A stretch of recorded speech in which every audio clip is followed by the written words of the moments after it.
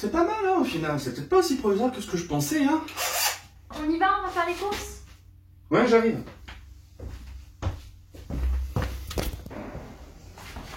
Bon, tu restes sage, hein.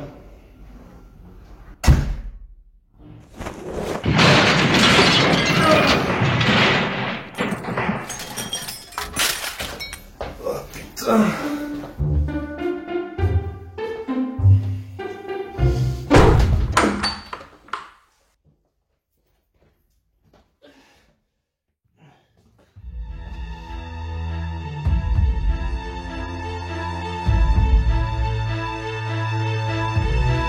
Loser.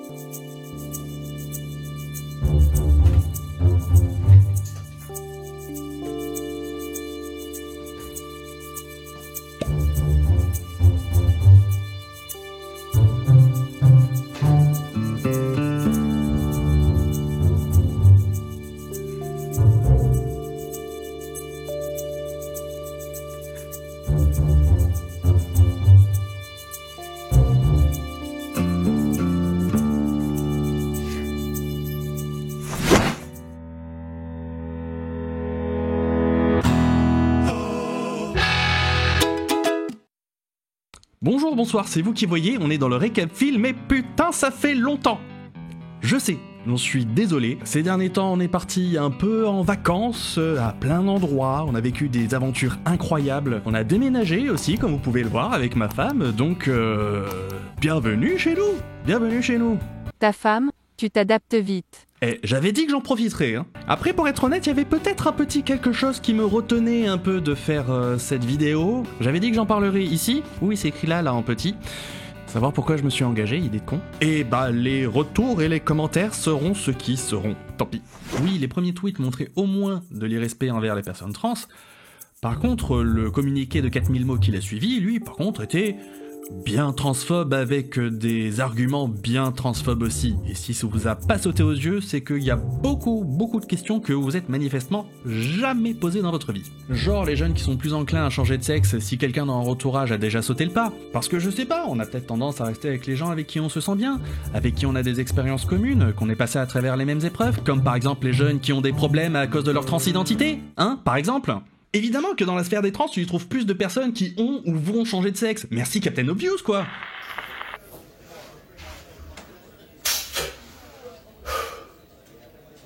Commissaire, il est une chose que je ne comprends toujours pas malgré les années et mon génie. Comment se fait-il qu'il y ait autant de guitaristes dans le cercle social des musiciens, plus que dans n'importe quel autre cercle social? Mystère, mystère. Je pense que il est des choses que la nature humaine n'est pas destinée à appréhender un jour. Et dire que tu aurais changé de sexe pour éviter les problèmes liés à ton genre, faut vraiment pas avoir de problème avec ton identité sexuelle pour oser la sortir celle-là quand même. Mais alors, le pompon de la connerie, c'est l'argument des toilettes. Je peux comprendre qu'il y ait des femmes qui aient peur qu'il y ait des femmes trans qui aillent dans leurs toilettes. Je peux le comprendre. Mais de la même manière qu'avoir l'impression d'étouffer avec son masque et étouffer pour de vrai, c'est deux choses très différentes. Avoir peur de se faire agresser par un ou une trans dans les toilettes, c'est très différent de se faire agresser pour de vrai. Un agresseur, un violeur, il a pas besoin d'être trans pour agresser des femmes, où que ce soit, dans les toilettes ou ailleurs. Et attention, je dis pas que les femmes ont tort d'avoir peur de se faire agresser, je dis juste que la question de la transidentité et de la sécurité des femmes dans les toilettes sont deux débats très séparés. L'autre problème avec l'argument des toilettes, c'est qu'on fait complètement l'autruche sur toutes les femmes trans qui se font agresser parce qu'elles sont obligées d'aller dans les toilettes pour hommes. Ah bah c'est sûr que c'est plus facile de voir le monde quand tu regardes que du côté qui t'arrange, hein. C'est pas mes toilettes, c'est pas mon problème. On dirait un truc que pourrait dire Voldemort quand même, on est d'accord. C'est quand même incroyable que l'autrice d'une saga aussi populaire et inclusive que Harry Potter, dont je le rappelle, le but explicite, c'est quand même de dire que c'est nos différences qui font notre force, et que le rejet de l'autre n'est jamais la solution, en finisse là. Après, voilà, j'imagine que la meilleure insulte qu'on puisse faire à un auteur transphobe, c'est de lui dire combien son œuvre vous a aidé à vivre, assumer, revendiquer votre transidentité, transsexualité. Je sais pas trop le plus approprié. Tu aurais pu te renseigner, c'est ballot. Alors oui, mais d'un autre côté, ça serait un peu mensonger de faire croire aux gens que je m'y connais suffisamment, et sur le sujet, et sur la communauté elle-même. Voilà, maintenant que c'est fait, on va enfin pouvoir attaquer la vidéo vraiment. Et aujourd'hui, on parle de Harry Potter 4, la coupe de feu, ou on devrait plutôt dire le gobelet de feu. Le gobelet. Et pour la première fois de la saga, on a le duo réalisateur-compositeur qui change en même temps, donc on a Mike Newell qui arrive à la réalisation et Patrick Doyle qui arrive à la composition. Encore une fois, il y a plein de choses à dire, à la fois sur le son, sur la musique, sur les silences aussi, notamment tout ce qui n'a pas pu être mis à l'image, puisque le livre était tellement dense que pendant longtemps il a été question de séparer le film en deux. Vraiment c'est hyper intéressant, mais on en parle tout à l'heure promis. Parce que pour l'instant on va respecter les traditions et on va commencer par le...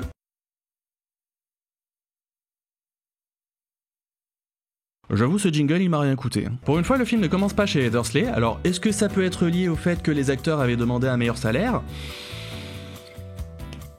Je ne sais pas.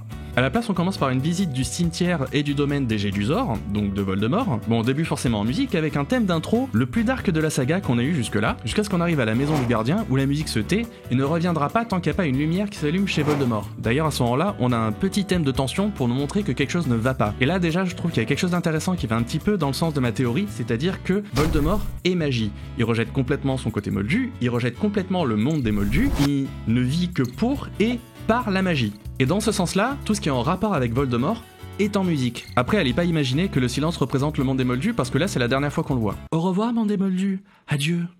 Sur la même évolution que les films précédents, les silences dans ce film-là représentent plus un sens de quotidien et de réel qui appuie beaucoup les moments durs et lourds des conséquences réelles. Par exemple, quand le papier avec le nom d'Harry Potter sort de la coupe, ce passage-là est en musique. Par contre, la dispute qui la suit, elle, est dans le silence. L'action elle-même est en rapport avec la magie, mais la conséquence, elle, est bien réelle, bien lourde, bien froide, et comme d'habitude, qui c'est qui se retrouve dans la merde ? Bah c'est Harry. Il a fait quoi ce gamin pour mériter ça ? C'est un héros de saga, hein, c'est un peu son destin d'en chier.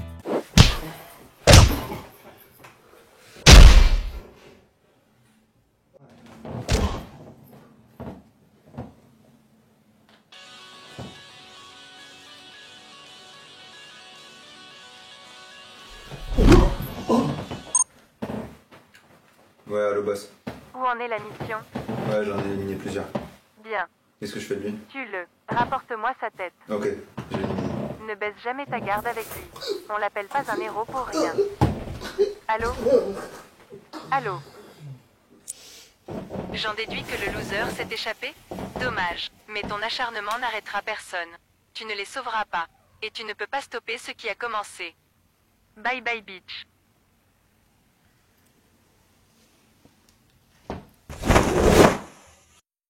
Perso, mon rôle de PNJ me va très bien, hein, moi j'ai la flemme.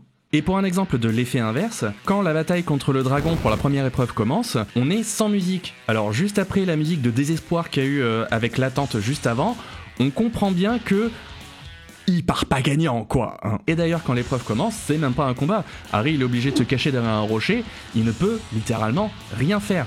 Et le fait qu'il n'y ait pas de musique et un peu filmé façon film de guerre à ce moment-là appuie bien le fait qu'il soit complètement démuni. On a vraiment peur pour lui à ce moment-là parce que rien ne le protège, on est vraiment sans filet. Il peut vraiment au moins être gravement blessé, voire mourir à ce moment-là. Finalement, le balai finit par arriver, Harry monte dessus et bam, à ce moment-là, on a la musique héroïque qui commence. Et si vous avez fait attention, à partir de cet instant précis, on n'a plus peur pour Harry, alors que le danger est encore plus grand. Mais comme on a de la musique, ce qu'on a gagné en magie, on l'a perdu en réel. En magie de Harry Potter, évidemment, mais aussi en magie de film. Et donc à ce titre, il gagne un petit peu l'invincibilité du héros. Donc avec ça, on comprend bien que le silence travaille un certain réalisme et une certaine réalité, mais plus la réalité des moldus. Ce qui au final est une évolution assez naturelle de la saga, puisque à ce moment-là, on n'a plus besoin de pointer les différences entre le monde moldu et le monde de la magie. Cédric, tu te rends compte que tu en es à la 5e page de ton script, soit la longueur de tes vidéos normales, et que tu as même pas commencé à parler du son ? Je sais, la vidéo va être méga longue, mais j'ai vraiment beaucoup trop de choses à dire. Et comme le réalisateur et compositeur ont changé, il y a forcément beaucoup d'intentions qui ont changé aussi. Avance. Oui, bon, ça va, j'ai compris, on va parler sound design.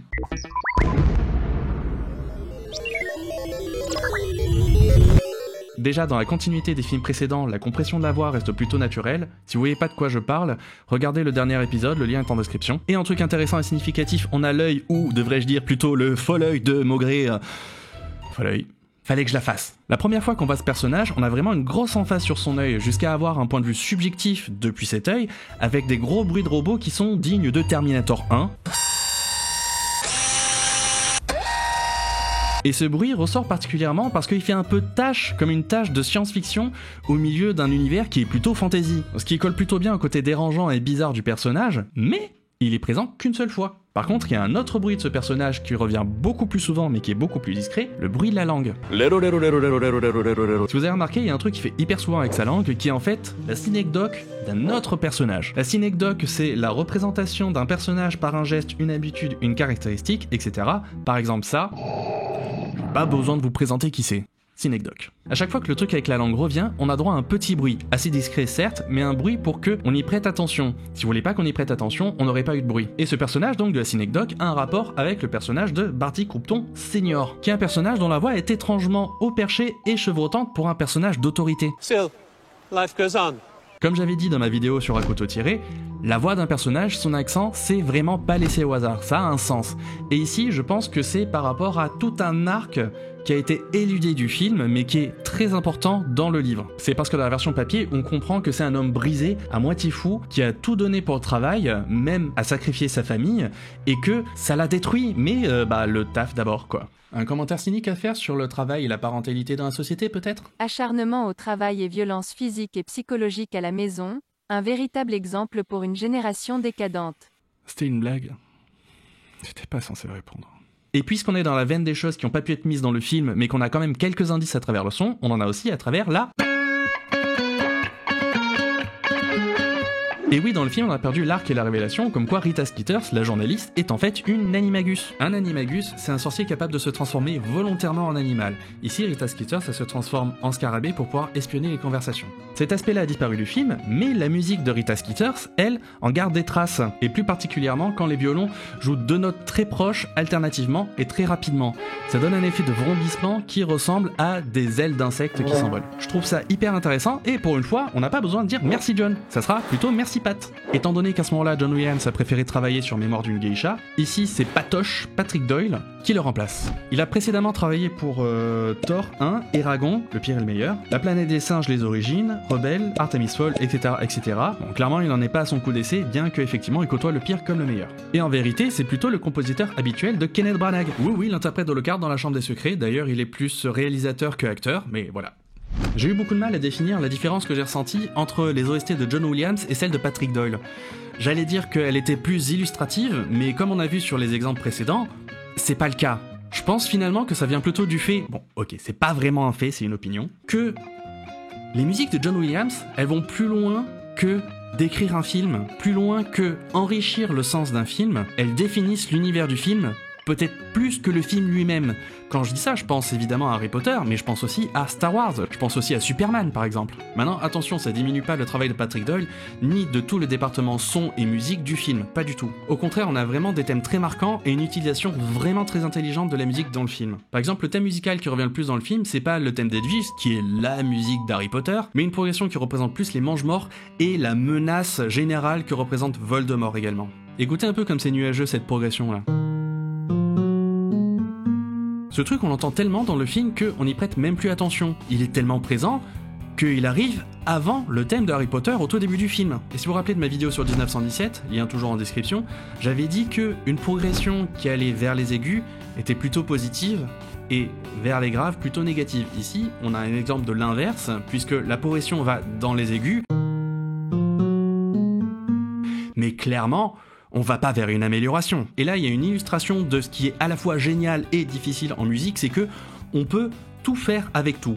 On peut prendre un élément qui généralement est utilisé pour une certaine manière et lui faire dire exactement son contraire si on veut. Et ça, on peut le faire avec littéralement tous les aspects de la musique. Et c'est génial. Ce qui est compliqué en revanche, c'est qu'il n'y a pas vraiment de règles immuables. On a également dans ce film le retour de la valse, et même de deux valses. 1, 2, 3, 1, 2, 3. 1, 2, qui se rapproche beaucoup plus de l'idée qu'on se fait généralement de ce que doit être une valse, c'est-à-dire plutôt ce qu'on appelle une valse viennoise, qui est une valse très ample, très élégante, dont les instruments principaux sont les cordes frottées et plus particulièrement les violons. Et ça c'est intéressant sur deux tableaux parce qu'on a d'un côté la valse de Neuville qui est la valse de l'entraînement, sur laquelle Neuville prend son courage à deux mains pour la première fois et commence à sortir de sa coquille, mais également la musique sur laquelle toutes les premières romances et les intrigues amoureuses commencent à se faire réellement, surtout sur cette période de Noël. L'autre c'est juste la musique sur laquelle toutes les dames Potterhead rêvent de se marier un jour, bien évidemment avec la robe d'Hermione. Mais ta gueule! Ouais, moi aussi je t'aime.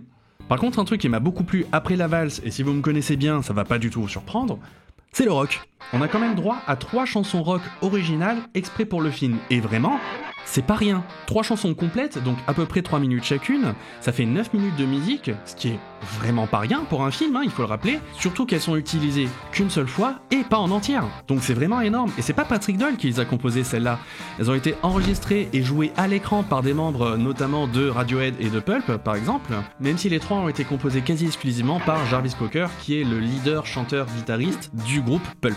Sachant qu'au départ, ça avait été proposé au groupe Franz Ferdinand. T'imagines Franz Ferdinand qui vient jouer les Bizarre Sisters dans le film?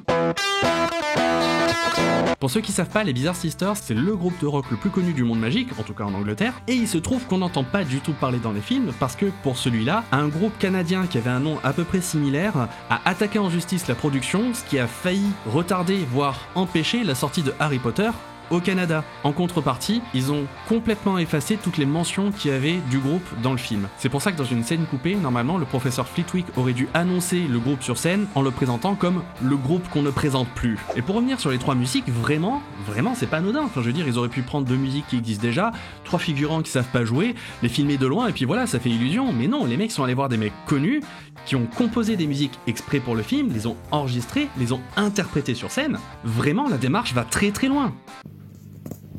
Hey, c'est Cédric du futur, et puisqu'on était en train de parler de rock, ça me fait penser à une anecdote. J'étais en train de réécouter les musiques de Harry Potter, plus précisément The Dark Mark, et je me suis dit, putain, ce passage, il est quand même vachement métal, et je pouvais pas laisser passer ça, évidemment.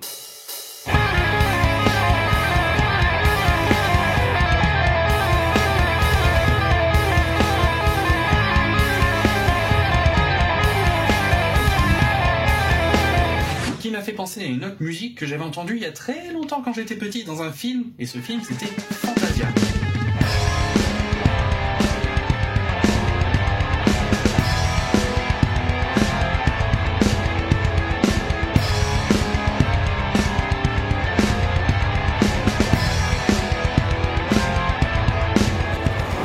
Et quand bien même je trouve ça trop cool, pour moi, c'est même pas ça la plus grosse plus-value sous-estimée du film. Parce qu'il y a un travail de la composition du son et du mixage pour jouer sur l'aspect diégétique et extra-diégétique de la musique, c'est-à-dire la musique que tu entends dans le film parce qu'il y a des gens qui y jouent, et la musique du film que seuls les spectateurs entendent. Le meilleur exemple, c'est la musique La Marche de Poudlard, dont la candeur n'est égalée que par son utilisation complètement cynique et horrible. Bon, déjà, je dois l'avouer, c'est ma musique préférée du film et probablement de la saga. Oui, je sais, je suis bizarre. J'y plus rien, c'est plus fort que moi. Ma musique préférée des Zelda, c'est la musique de la boutique. Comme son nom l'indique, la musique est une marche, donc son rythme est régulier et marqué pour cadencer le pas des gens qui marchent. Ça a l'air con dit comme ça, mais en fait on en connaît tous, hein. 1 kilomètre à pied, ça use, un petit pouce qui marche, un petit pouce qui marche. On est des tudes, on n'est pas des pots. Qu'il vous faut. Référence de rue que personne ne va comprendre. Check. Ce qui est intéressant, c'est que La Marche de Poudlard, c'est une musique qui est franche, complètement sans ambiguïté. Elle est joyeuse, légère, petite fanfare marrante. On voit d'ailleurs des musiciens la jouer dans les gradins à chaque épreuve. Bien évidemment, la musique n'a pas été enregistrée sur scène à ce moment-là. Ça serait un peu compliqué de gérer les micros pour les acteurs. C'est d'ailleurs pour ça que les bruitages sont rajoutés en post-production. Je sais pas comment ils ont vraiment enregistré les instruments. Maintenant, pour vous donner un exemple de ce qui peut faire la différence lors de l'enregistrement, c'est par exemple, si je me rapproche d'ici, on a beaucoup de graves et on entend bien que c'est pas le son naturel qu'on devrait entendre de ma voix depuis ma caméra. Maintenant, si je mets le micro beaucoup plus loin, je suis obligé de parler plus fort, certes, mais avec l'ambiance de la chambre et la différence de placement du micro, on entend bien que c'est de suite vachement plus naturel. Encore une fois, je dis pas que c'est ce qu'ils ont fait. Ce que je dis, c'est qu'ils ont travaillé pour donner l'impression que le son est moins travaillé, plus naturel. Tout ça, c'est des choix, ça ne s'improvise pas. Au niveau du mixage, j'ai déjà parlé de l'égalisation ici, et j'ai déjà parlé de la compression dans la vidéo précédente, donc je vais pas m'apesantir sur les aspects techniques, parce que ce qui m'intéresse, c'est l'effet de toutes les techniques sur le ressenti dans le contexte du film. Et le contexte dans le film, c'est que les épreuves sont dangereuses. Dans cette compétition, il y a des gens qui meurent avant que Harry Potter soit là. Autant le décalage, il est un peu marrant au début, autant à la fin, la dernière épreuve, c'est vachement cynique et horrible quand même. Et si vous voyez pas pourquoi, permettez-moi de mal rejouer cette scène pour que ce soit plus clair. Oh mon dieu! La compète est un piège! Cédric est mort, Voldemort est revenu à la vie, et en plus il peut me toucher maintenant! Il va retenter de tout détruire, évidemment, comme d'habitude! Le pire est arrivé, je vais être traumatisé à vie! Tu peux t'arrêter de jouer 30 secondes, s'il te plaît? Alerte au malaise. Attention, le taux de malaise a dépassé le seuil maximum de confort depuis bien longtemps. Là, vraiment, on a un genre d'alignement des planètes pour maximiser l'effet, parce qu'on a la musique qui est diégétique, elle fait partie du film, donc c'est comme si on n'avait pas de musique de film, et comme elle est en arrière-plan, mais on l'entend pas beaucoup, donc on a vraiment cette impression de réel sans filet, de conséquences froides et dures de la réalité. Et le malaise que ça crée avec la musique joyeuse, qui continue en plus. Et ensuite commence la musique émotionnelle et triste, et là t'as les larmes qui coulent à flot, là t'as tout en même temps, c'est toutes ces émotions qui te tombent en même temps, tout ce malaise qui tombe en même temps, c'est vraiment, vraiment horrible ce passage. Et là où je voulais en venir, c'est que ce passage est fait pour être horrible. Imaginez une seconde le niveau de sadisme que ça demande pour composer une musique spécifiquement, la mixer spécifiquement de cette manière, louer du matos, mettre en scène les musiciens pour obtenir cet effet à ce moment-là précis du film. À ce moment-là, c'est quasiment un fusil de Tchekhov. C'est mis en place depuis la première épreuve du film, beaucoup plus tôt, pour que ça ait cet effet-là à la fin. Qui peut avoir ce genre d'idée? Qui est assez... Dis-moi, tu faisais quoi à l'époque du tournage du film? Je n'avais pas encore été construit. Et en même temps que la musique arrive, on a à la fois les pleurs et la musique qui étouffe le reste des autres bruits pour appuyer encore plus là où ça fait mal. Donc forcément, voilà, ça fait pleurer dans les chaumières, hein, ça marche. Tu t'attardes beaucoup sur cette scène, tu exorcises tes peurs étant donné qu'un Cédric meurt? Non, c'est juste que sur une scène aussi marquante, je suis sûr que vous allez avoir des milliers de personnes qui vont vous parler de la mise en scène, du scénario, de l'adaptation. Mais avant cette vidéo, est-ce que vous aviez déjà fait attention au fait que la musique soit là? Vraiment, faites-moi plaisir, re-regardez le film, pour le plaisir déjà de une, et ensuite quand vous arrivez à la fin de la dernière épreuve, écoutez bien tout ce qui se passe, et osez venir me dire que tout ce travail n'a pas payé. Personnellement, je trouve que ça vaut le coup de s'y attarder un petit peu. Bref, je blablate, mais clairement, j'ai pas fini, donc on va enchaîner. Parce qu'en continuant sur la différence entre la musique diégétique et extra-diégétique, encore une fois, la musique qui se passe dans le film, contrairement à la musique du film que seul le spectateur peut entendre. C'est sur une scène qui est beaucoup moins importante en termes de dramaturgie, mais dont la différence entre les deux s'entend beaucoup plus. C'est pendant la finale de la Coupe du Monde de Quidditch entre l'Irlande et la Bulgarie ou Roumanie, je sais jamais. Donc on commence avec l'Irlande avec sa fanfare et donc la musique qui est diégétique, qui se joue dans le film, dans le stade. D'ailleurs ça s'entend bien parce qu'en plus des techniques d'enregistrement, de mixage, d'égalisation, de compression comme j'ai parlé tout à l'heure, il y a aussi la résonance puisqu'on se trouve à l'intérieur du stade. En musique on appelle ça de la réverb, parce que le son se réverbère, tout simplement.